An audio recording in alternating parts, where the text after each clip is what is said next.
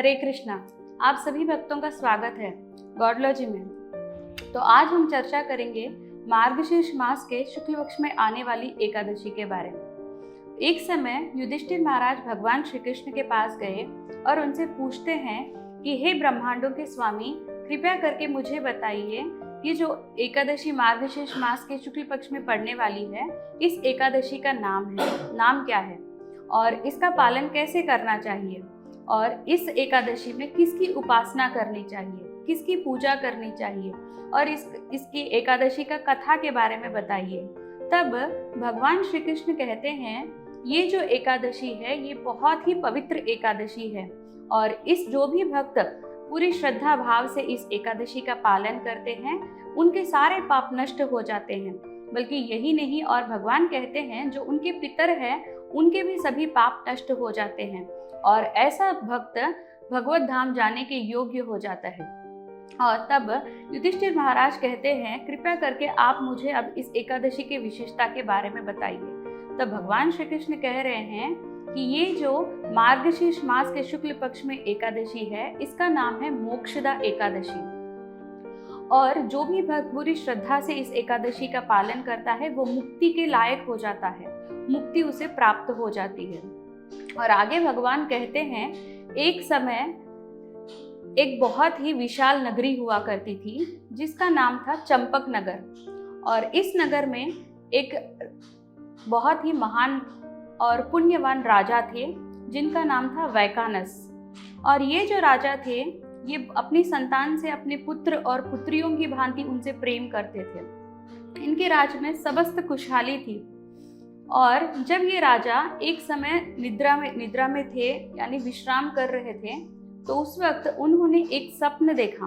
और उस स्वप्न में उन्होंने देखा कि उनके जो पिता है वो नरक में यातनाएं सह रहे हैं और वहाँ पर अत्यधिक दुखी अवस्था में उन्हें पुकार रहे हैं। तब राजा तुरंत जागे और वो रोते हुए उनके जो राज्य में सभी ब्राह्मण इत्यादि है वो ब्राह्मणों के पास गए। और उस राज्य में जितने भी ब्राह्मण हुआ करते थे वो सभी 4 वेदों के ज्ञाता थे। और उन ब्राह्मणों से यातना करने लगे, प्रार्थना करने लगे कि मेरे इस स्वप्न का कोई कारण बताइए। मैंने ऐसे स्वप्न देखा है कि मेरे पिताजी बहुत ही नरक में यातनाएं भुगत रहे हैं। तब उन ब्राह्मणों ने कहा कि यहीं पास के एक गांव में पर्वत मुनि एक ऋषि है और उस आश्रम में उन ऋषि से जाकर आप उनसे प्रार्थना कीजिए और वही आपका कोई हल बता सकते हैं। तब वो राजा उनके पास गए और उनसे प्रार्थना करने लगे कि हे पर्वत मुनि, कृपया करके मुझे बताइए कि मेरे इस स्वप्न का क्या रहस्य है। तब पर्वत मुनि ने अपनी आंखें बंद की और उन्होंने देखा कि ये जो इनका भूत, भविष्य और वर्तमान सब कुछ देख लिया, क्योंकि वो त्रिकालज्ञ ऋषि थे।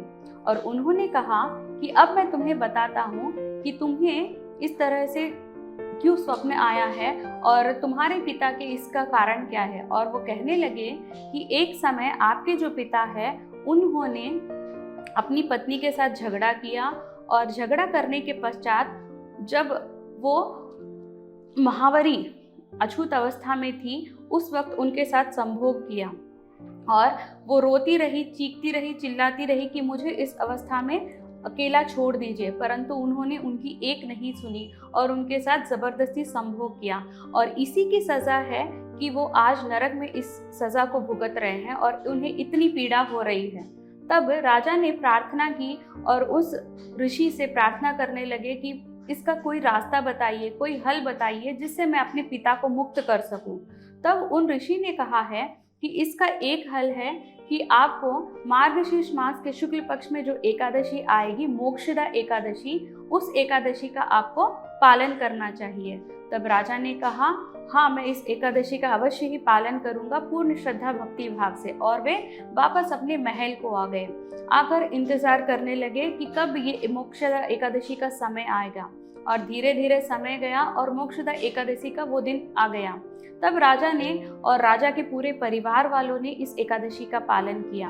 और इस एकादशी का पालन करने के बाद में इसका जो फल है उन्होंने अपने पिता को समर्पित किया। जैसे ही उन्होंने इस एकादशी का फल अपने पिता को समर्पित किया तो आकाश से देवताओं की तरफ से पुष्पों की वर्षा होने लगी।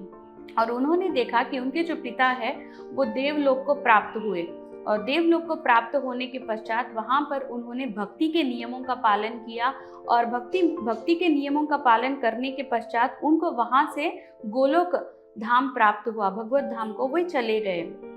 तो यहाँ हमने देखा कि किस तरह से मोक्षदा एकादशी का पालन करने से भक्त को मोक्ष यानी भगवत धाम की प्राप्ति होती है। तो अक्सर लोग कहते हैं मोक्ष यानी, बहुत लोग की ये धारणा होती है जब हमारा मृत्यु होगी, मृत्यु होने के पश्चात हम ज्योति की तरह भगवान में विलीन हो जाएंगे और हमें मुक्ति मिल जाएगी, परंतु ऐसा नहीं है। जो वैष्णव होते हैं, जो भक्त होते हैं, वो कभी इस चीज़ की कामना नहीं करते कि उनको मुक्ति चाहिए, तो वो सिर्फ अपने भगवान की सेवा करते हैं पूर्ण श्रद्धा भक्ति भाव से। तो इसी तरह से हमें भी प्रयास करना चाहिए कि इस एकादशी का हमें दृढ़ता से पालन करना चाहिए। और भगवान ये भी कह रहे हैं, विष्णु पुराण में इसका वर्णन है कि जो समस्त 23 एकादशियां हैं, उन सारे एकादशियों का भी हमें पालन, व्रत का फल मिल जाता है इस एकादशी का हमें पालन करने से।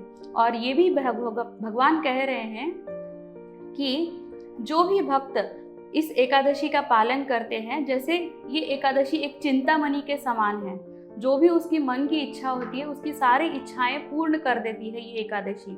और इस एकादशी को भगवान को बहुत ही प्रिय है, तो हमें प्रयास करना चाहिए इस एकादशी को हमें दृढ़ता से पालन करने के लिए। हरे कृष्ण।